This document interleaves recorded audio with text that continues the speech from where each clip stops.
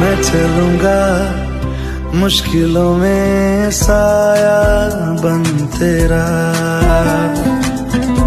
इस जहां में उस जहां में बस एक तू। হে হাই এভরিওয়ান, তোমরা সবাই কেমন আছো? আশা করি খুব ভালো আছো।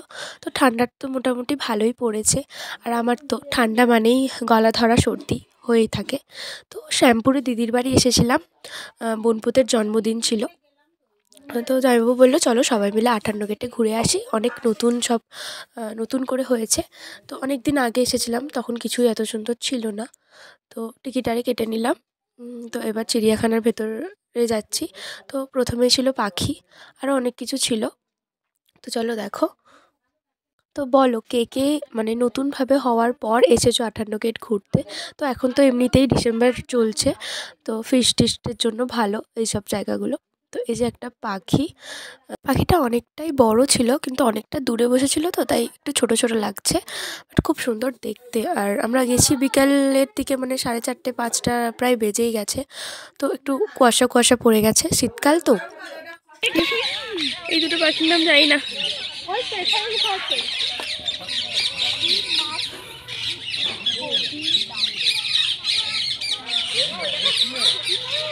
পাখি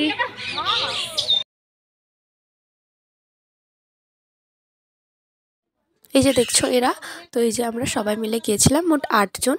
তো এই জায়গাটা অনেক রকমের পাখি ছিল। তো তোমরা তো দেখেইছো পাইথন, তারপর এগুলো বনো মুরগি, মানে আলাদা টাইপের দেখতে। কোনো মুরগি না, এগুলো এক ধরনের পাখি। তো যাই হোক, অনেক আগের থেকে অনেকটা বেশি আপডেট করেছে, অনেক কিছু এনেছে, আরও অনেক কিছু আনবে বলছিল ওখানে টিকিট কাউন্টারে, যে আরও হাতি টাতি আনবে, জেব্রা আনবে, অনেক কিছু আনবে। তো তোমরা এসো একবার দেখে যেও, আমিও আবার আসবো, আমার ভালো লেগেছে খুব। তো ওখানে আরও পার্ক আরে আছে, তো আরও খুব মানে মজা হয়েছে সবার। আর এই যে একটা ময়ূর, আর এ একটা দূরে বসে আছে, ঠান্ডা পড়ে গেছে তো সে জোরো সোরো হয়ে বসে আছে, আর পেখম মেলেনি।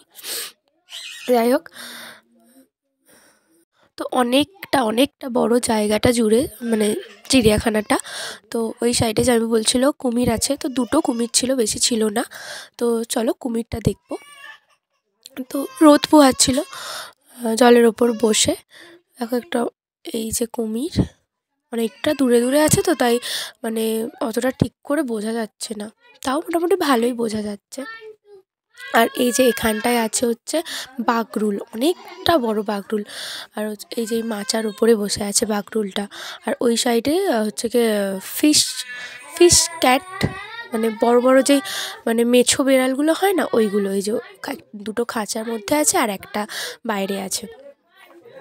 তো বেশ ভালোই লাগছিল।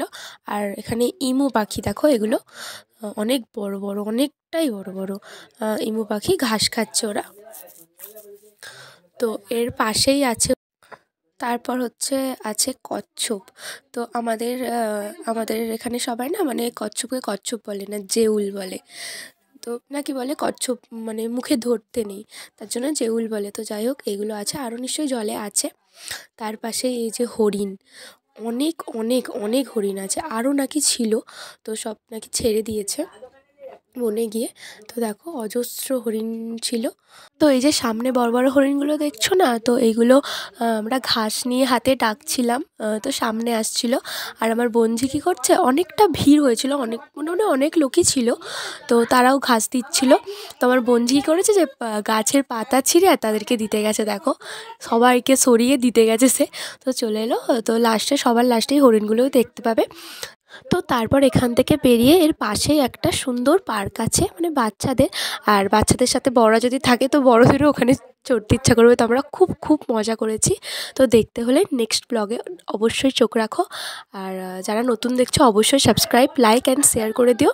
আর যারা পুরনো তারাও অবশ্যই লাইক দিও। তো দেখা হচ্ছে নেক্সট ব্লগে। Tata bye.